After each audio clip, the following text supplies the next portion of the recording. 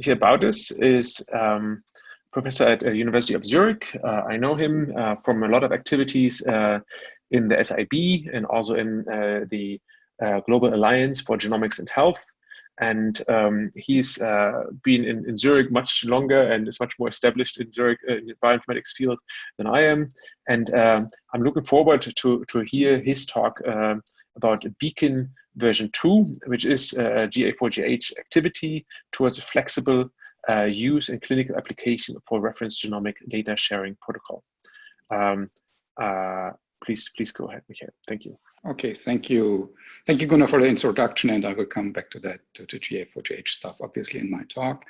And happy to be here as the visitor from the university in a mostly ETH managed domain there, as we just heard. Okay, so happy to talk about a project I've been involved in now for many years here, and this is the Beacon project, and some of you have definitely heard of that, and if not, you will learn a bit more, or if you have, you will learn about more details, because we are talking now about Beacon version 2, and I will briefly come to that, what this means.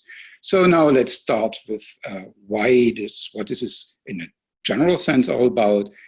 Basically, we all now know that, and there's lots of talk about this, that genome analysis genome screening analysis are the core of what we call personalized health, but what one can discuss this word, what personalized health is, but I don't want to get into that. Apparently, our meeting today is also about this. So genome analysis, including transcriptome, metagenomics, and so on, are basically the important tools now to understand personalized health and its effects. And the large amount of sequence variants in the human genome has taught us that we need more and more of these types of data. And the problem here is that we are lacking a bit in, while this data can easily be produced, we are lacking a bit in data exchange protocols. And why is data exchange so important? Already, if you see here on the overview slide, data produced, for instance, for a certain type of cancer genome screening analysis is distributed not all over the world. It is centered in certain regions in the world, but in principle, it can come from anywhere. And this is an area we are, in my group at the University of Zurich, work in collecting this data, but also in developing these formats. This is a slide from Heidi Rehm, which basically shows for cancer analysis, or with a focus on rare disease, but going now more and more to cancer, how many genomes, and this is from 2017, were to be expected to come up as part of diagnostic and research activities. And so it goes from manageable sizes to the few thousands, now towards to the tens and hundreds of thousands over the next years. So we have to go with a concept which goes beyond having everything at one place. And like on this introduction to GA4GH slide, there is this idea about the federation of data. So having the data produced in different places, but making it accessible over different types of protocols and ideas. This is the reason for the foundation of the Global Alliance for Genomics and Health. This was theoretical planned in 2013, and the first meeting and the first instantiation of the Global Alliance happened in 2014. And I remember that Gunnar remembers, because I was hitchhiking with him then from Cambridge to the big opening meeting in London from a work group meeting. So we've been both there from the beginning.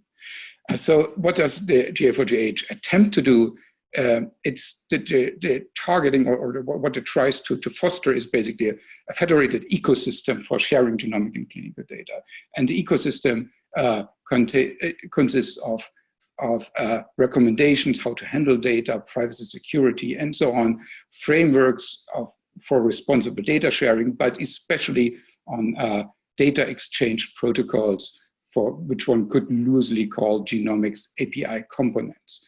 And here is from the GA4GH slide, there is an example how this could look like. So you have several projects, and Gunnar is involved, for instance, in BRCA exchange, matchmaker exchange, other data sharing protocols. And so they are used basically to build, so they are building this constructing this ecosystem so that users with different intent, different background, and different questions can then use these data frameworks to exchange data from different types of resources for different types of questions. And central to the development of these ecosystems, which is a slow, many year-long process, has been from the beginning the Beacon protocol now. And the Beacon protocol, the first implementation had been done by Mark Fiume at DNA Stack, but it was based on this concept. And very sorry for this slide, lots of text. I just want to highlight something because actually here already Jim Ostell in his introduction of the Beacon concept at the Global Alliance meeting in March 2014 already made some points which still stand.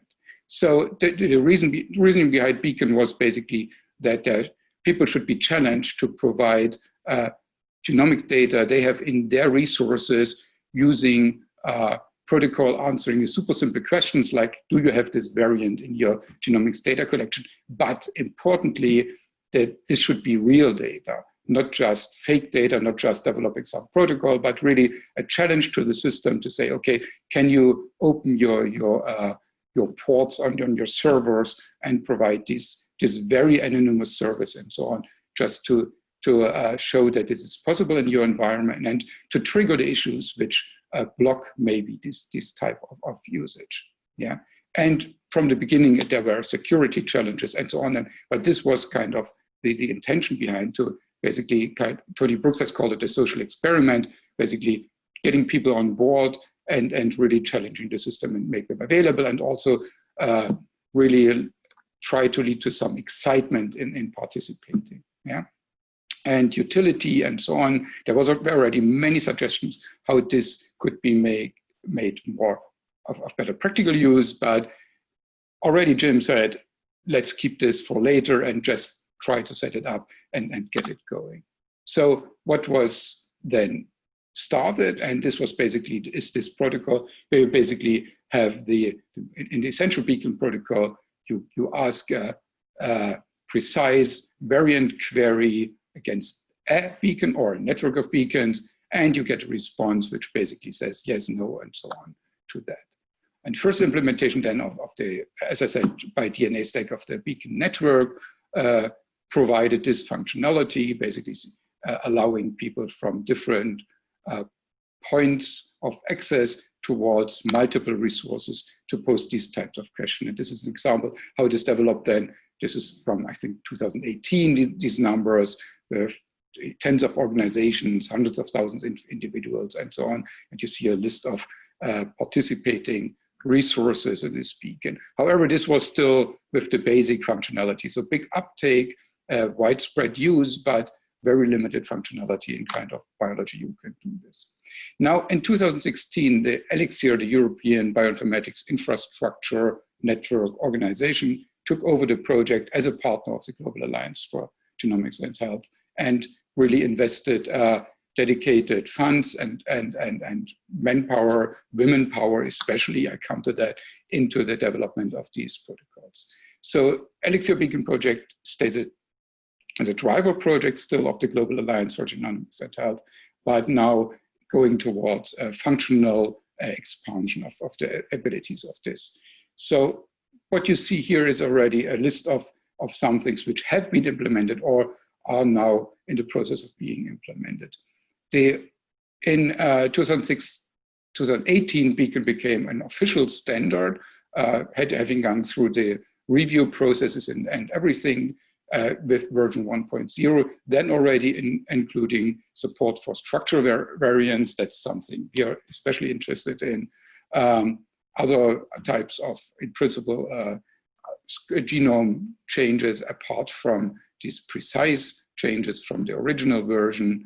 It allows already handover of data, so you can not only get a yes/no answer, but you can get a handle back in your response, which leads you then to a data delivery service outside of the Beacon protocol. Come to that, and there's now an authentication system and so on.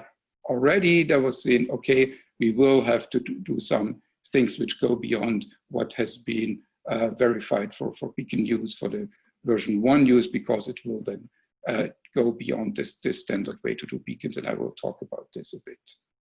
So ELIXIR has now pushed the beacon protocol, or is pushing actively throughout the ELIXIR network, mostly consisting of European partner organizations. You see there the very active ones which have implemented beacons. We have obviously Finland, Sweden, and especially also the Spanish group, especially at the CRG in Barcelona, which drives the development.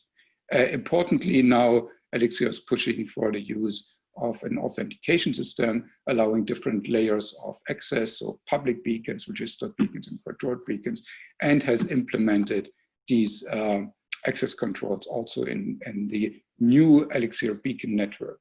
So there is now, besides the original one, which supported the minimal functionality but had a wide uptake, we are growing now inside ELIXIR, but open to all outside collaborators because it's all open protocols, and it's still it's an international project, but doing now the development of the beacon network. This is led by the ELIXIR Finland group. So you have authenticated access through ELIXIR AI, but it's an open AI concept, so there could be other providers. There's an expansion of the network, which is slow. You can self-register, but there's a high level of quality requirements towards the backends you register to follow exactly current versions of the protocol. And these the participating nodes then also have to announce what services they support and so on. So it has become an important integrator throughout the ELIXIR human data initiatives. Now, I mentioned before that current beacon protocol enables already data delivery, and this is a handover concept we had developed, basically which allows you to whatever send your beacon queries against your backend, and then get an anonymous links and handles back, which are then outside of the protocol, but in principle allow you to stream any type of data.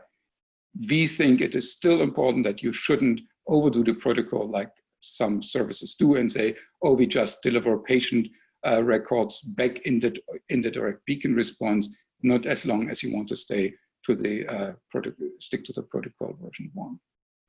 Okay, so it is possible already to use this.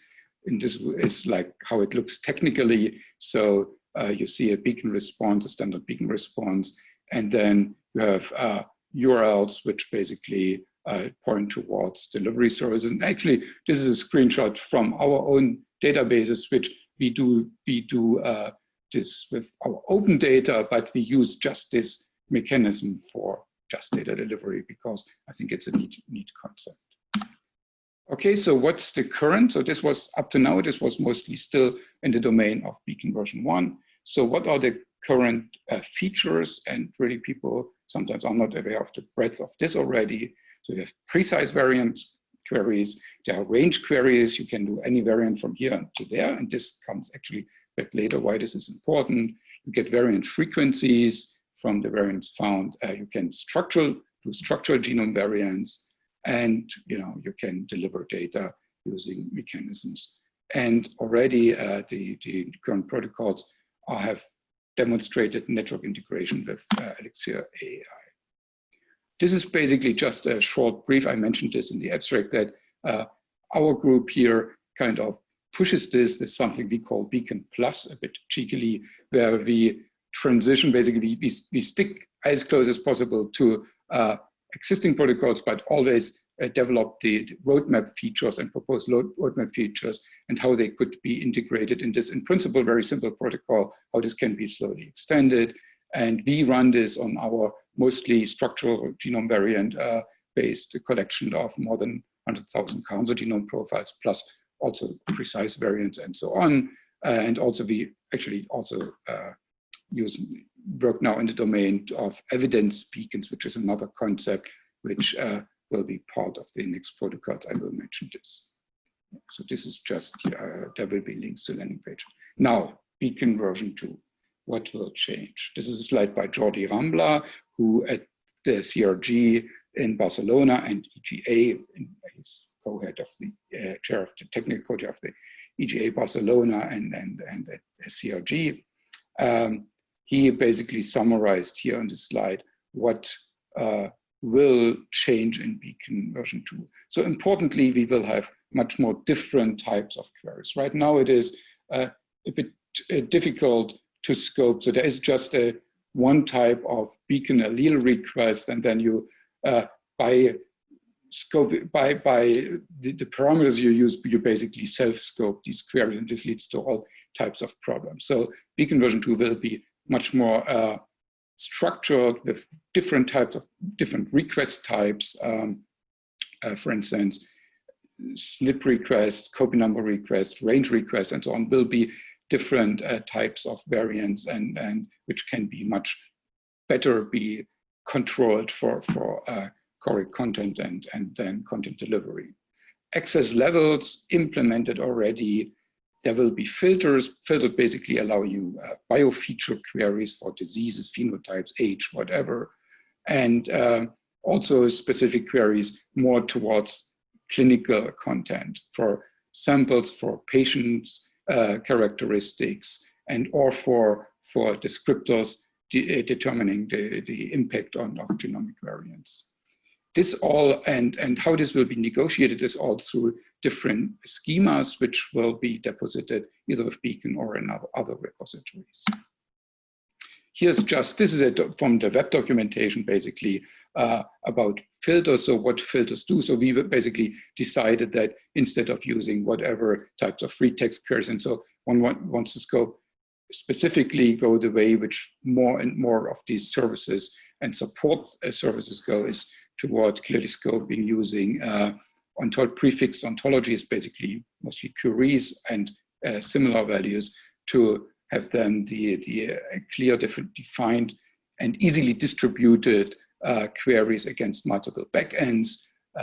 However, the backends have then to make sure that these services are available through them and will announce those through their service protocols. One way to make sure that the same schemas are used is through another GA4GH effort we're involved in, and this is basically this schema blocks effort where projects can deposit their data schemas, and then they are transformed in a uniform way. So other projects throughout the GA4GH Beacon ecosystem like Beacon can make use of these schemas, and people have basically a lookup service of what is used in the GA4GH ecosystem by the different services. This is basically, here you see kind of a representation in the current status, and you see one of the largest contributors here would be phenopackets, more and more standard becoming data exchange standard by contributors in the GA4GH environment, but there are also others like variant representation, specifications, and Beacon, and so on. Now, this is already an outlook, what currently happens in developer version of Beacon version 2 beyond human data. So Beacon is a much more open than towards single genome variants in humans. And so the group at CRG recently, I think it was launched 1 or 2 weeks ago, I learned about 2 weeks ago, already launched a viral Beacon, basically enabling, using a Beacon protocol with the version 2 extension, some of the version 2 extensions, as the query front end for the data delivery service, basically allowing also then things like feature queries, region queries, and so on, and doing rich data delivery, but all built around a Beacon protocol, and therefore showcasing that the protocol is much more modular and much more powerful, and can be used for real world use cases. And in the current environment, COVID is kind of an easy or a very valuable target because it has strategic importance, but it's also easier accessible than some of the human data delivery systems. Next steps, partner engagement. So an important point in the current Beacon development, besides driving the protocol development forward, is to get as many partners as possible involved in then establishing Beacon instances using the new protocols, and also in giving feedback about extension and contributing to the development. And you see here kind of a cloud of contributors also, like SWIP is there, so this ties in nicely with the next presentation, because I'm not sure if they will talk about beacons, but we are in discussions at the back end about beacon with SWIFT. Rare disease, EJPRD is a partner, and so on. So the important point is now not only to have a protocol, but anybody can do protocols, but protocols that are then taken up worldwide and shared between, and using to share data between many different parties in the sense of this federated data access. This is the most important point. So recapitulate what is the original beacon idea. So basically using a very simple protocol to query for genomic variants.